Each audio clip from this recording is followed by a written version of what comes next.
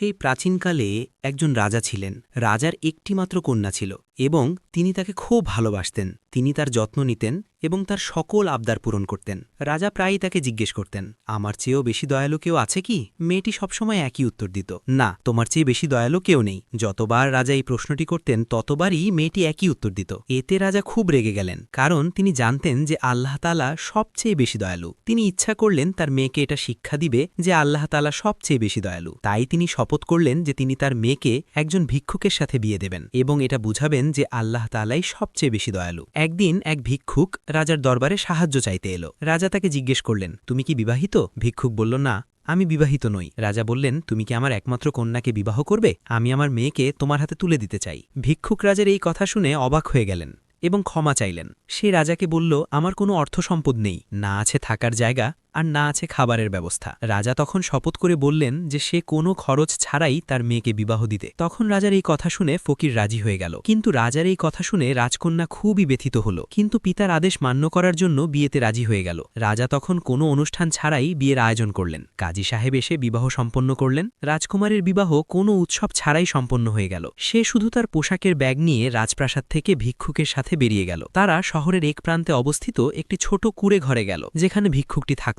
ভিক্ষুকটি কুঁড়েঘরের ভিতরে রাজকুমারীর সাথে বসল এবং তাকে বলল যে তার বাবা রাজা তাকে এই বিয়ের জন্য বাধ্য করেছেন এবং তার কিছুই করার ছিল না। রাজকুমারী খুব নম্রভাবে তার সাথে কথা বলল এবং বলল যে সে দুঃখিত নয় এবং আল্লাহর ইচ্ছায় সন্তুষ্ট। সে আরও বলল যে আমাদের হাল ছেড়ে দেওয়া উচিত নয়। রাজকুমারী তার হাতের আংটিটি খুলে তাকে দিল এবং বলল, যাও, এই আংটিটি বিক্রি করে এই কুঁড়েঘরের চেয়ে ভালো একটি ছোট বাড়ি ভাড়া করো। ভিক্ষুকটি আংটিটি বিক্রি করে একটি নতুন বাড়ি ভাড়া করল এবং তারা সেই বাড়িতে চলে গেল। রাজকুমারী তার স্বামীকে তার কিছু পোশাক দিল এবং বলল, যাও, এই পোশাকগুলো বিক্রি করে আমাদের জন্য খাবার কিনো। ভিক্ষুকটি পোশাকগুলো বিক্রি করে খাবার কিনল। খাবার খাওয়ার সময় রাজকুমারী তাকে বলল, তোমার এখন কাজ খোঁজা উচিত, কারণ আমাদের কাছে বিক্রি করার মতো আর কিছু নেই। ভিক্ষুকটি তার অসহায়তা ও দারিদ্র্যের কারণে মন খারাপ করে বাড়ি থেকে বেরিয়ে গেল। পথে সে একটি গাছের নিচে বসে থাকা এক বৃদ্ধকে দেখল। সে তার পাশে বসল এবং তাকে তার ঘটনাটি বলল এবং সাহায্য চাইল। বৃদ্ধটি তার কথা শুনে অবাক হল এবং বলল, তোমাকে সাহায্য করার মতো আমার কাছে কিছু নেই, তবে আমি তোমাকে কিছু কথা বলবো যা তোমার জীবনে কাজে আসবে। এটাই আমার কাছে। প্রথম উপদেশ,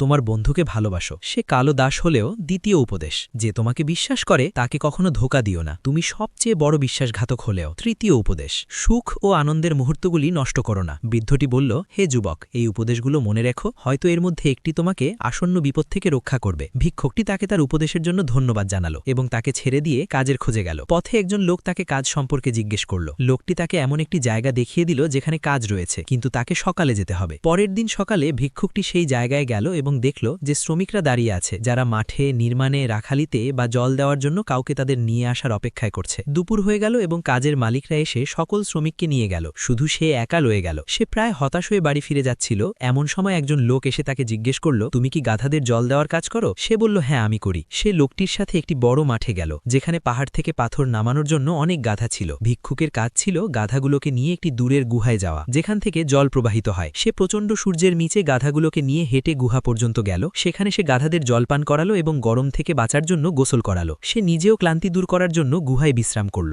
যতক্ষণ না গাধাগুলো জল পান করা শেষ করে। যখন সে গুহার ভিতরে বসেছিল তখন একটি বিশাল, শক্তিশালী এবং ভীতিকর রাক্ষস বেরিয়ে এলো। তার পাশে দুটি মেয়ে ছিল, একজন সোনার কেশী এবং অন্যজন কালো চুলের। রাক্ষসটি লোকটিকে বলল, তুমি এখানে কেন এসেছো? ভিক্ষুকটি ভয় পেয়ে কাঁপতে লাগলো এবং রাক্ষসটিকে তার ঘটনাটি বলল যে সে গরম থেকে আরাম করতে এবং গাধাগুলোকে জল দিতে এখানে এসেছে। রাক্ষসটি তাকে বলল, আমি তোমাকে একটি প্রশ্ন করব, যদি তুমি উত্তর দিতে পারো তাহলে আমি তোমাকে যেতে দেব। রাক্ষসটি বলল, কোন মেয়েটি বেশি সুন্দর, সোনার কেশী না কালো চুলের? লোকটি কিছুক্ষণ ভাবল এবং বৃদ্ধের প্রথম উপদেশটি মনে পড়ল। সে রাক্ষসটিকে বলল, তোমার বন্ধুকে ভালোবাসো। সে কালো দাস হলেও। রাক্ষসটি লোকটির কথায় হাসল এবং তার উত্তরে খুশি হয়ে বলল, ভালো উত্তর দিয়েছ, যদি তুমি সোনার কেশী বলতে তাহলে আমি তোমার মাথা কেটে ফেলতাম। রাক্ষসটি একটি স্বর্ণের ব্যাগ বের করে লোকটিকে দিল এবং বলল, এখন যাও। ভিক্ষুকটি দ্রুত বেরিয়ে এলো, গাধাগুলোকে নিয়ে তাদের মালিকের কাছে ফিরে গেল এবং কোনো মজুরি না নিয়েই চলে গেল। সে দ্রুত তার স্ত্রীর কাছে গেল এবং তাকে স্বর্ণের ব্যাগটি দিল। তার স্ত্রী টাকা দেখে খুশি হলো এবং তাকে জিজ্ঞেস করল সে এটা কোথায় পেল। সে তাকে রাক্ষসের গল্পটি বলল। তার স্ত্রী গল্পটি শুনে অবাক হলো এবং তাকে বলল,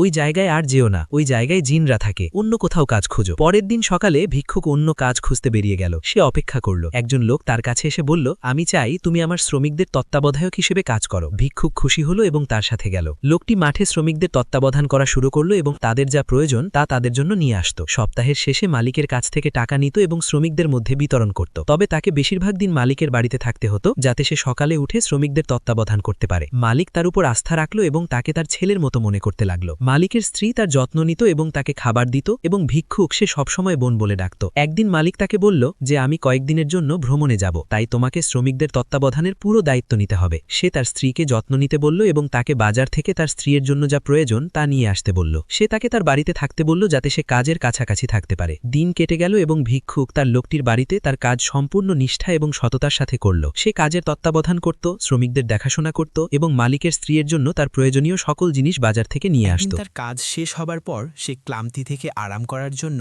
তার ঘরে গিয়ে বসল।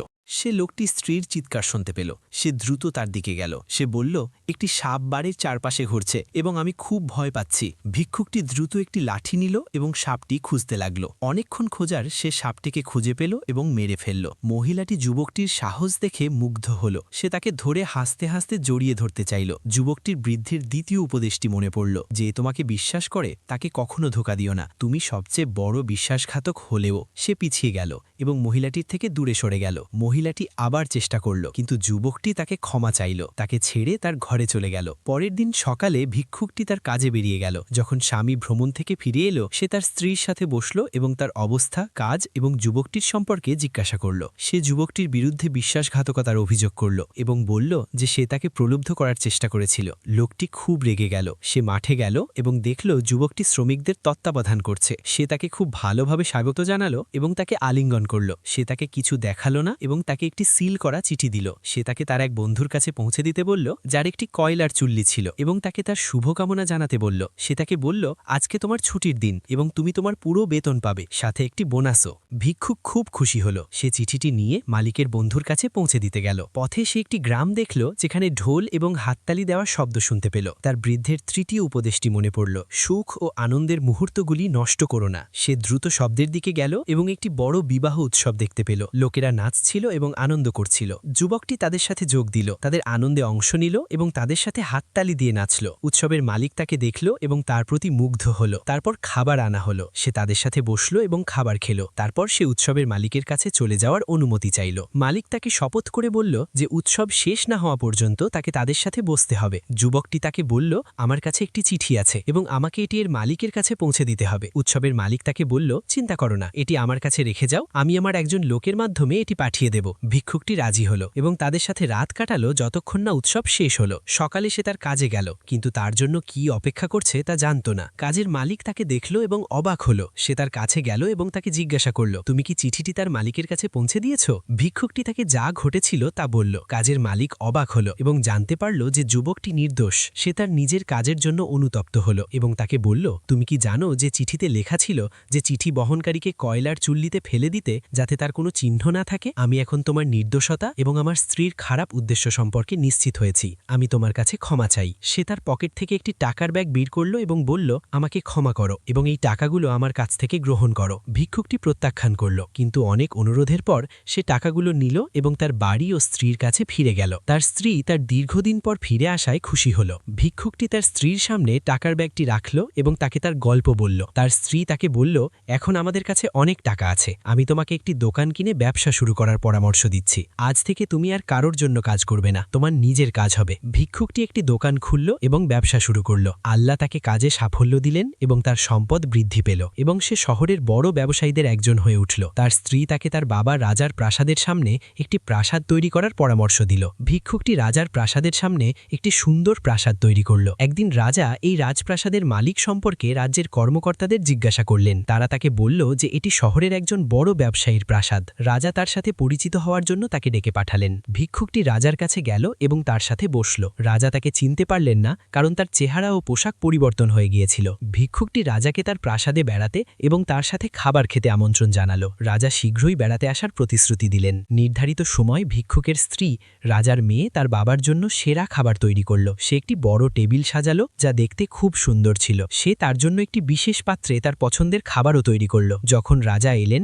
প্রাসাদের সৌন্দর্য এবং টেবিলের চমৎকার সজ্জা তাকে মুগ্ধ করল। যখন সে খাবারের পাত্রটি দেখল এবং খেল, সে বলল, এই খাবারটি আমার মেয়ে আমার জন্য তৈরি করত এবং এটি সেই একই স্বাদ যেন এটি সে তৈরি করেছে। তার মেয়ে তাকে উত্তর দিল, হ্যাঁ, আমি এটি তৈরি করেছি, আমি আপনার মেয়ে এবং এই লোকটি আমার স্বামী, সেই ভিক্ষুক। রাজা অবাক হয়ে তার দিকে তাকালেন, কারণ প্রথমে তিনি তাকে লক্ষ্য করেননি। তিনি কেঁদে ফেললেন এবং তাকে তার কোলে তুলে নিলেন। তিনি তার পাশে বসলেন, তার সম্পদ ও মঙ্গল দেখে খুশি হয়ে। তারপর তিনি তার কাছে গিয়ে জিজ্ঞাসা করলেন, রাজ্যে আমার চেয়েও বেশি দয়ালু কেউ আছে কি? সে তাকে বলল, হ্যাঁ। তিনি তাকে জিজ্ঞাসা করলেন, তুমি কি এখনো নিশ্চিত? তাহলে সে কে? তার মেয়ে তাকে বলল, তিনি হলেন আল্লাহ তাআলা, তিনি সর্বশ্রেষ্ঠ দয়ালু এবং সমগ্র বিশ্বের মালিক। রাজা কেঁদে ফেললেন এবং তাকে বললেন, তুমি ঠিকই বলেছ, তিনি হলেন আল্লাহ, তিনি সর্বশ্রেষ্ঠ দয়ালু। রাজা তার মেয়ের কাছে তার সাথে যা করেছেন এবং তার কষ্ট ও যন্ত্রণার জন্য ক্ষমা চাইলেন। তিনি তাকে ক্ষমা করার জন্য অনুরোধ করলেন। তারপর তিনি তাদের ছেড়ে তার নিজ প্রাসাদে ফিরে গেলেন, তার কাজের জন্য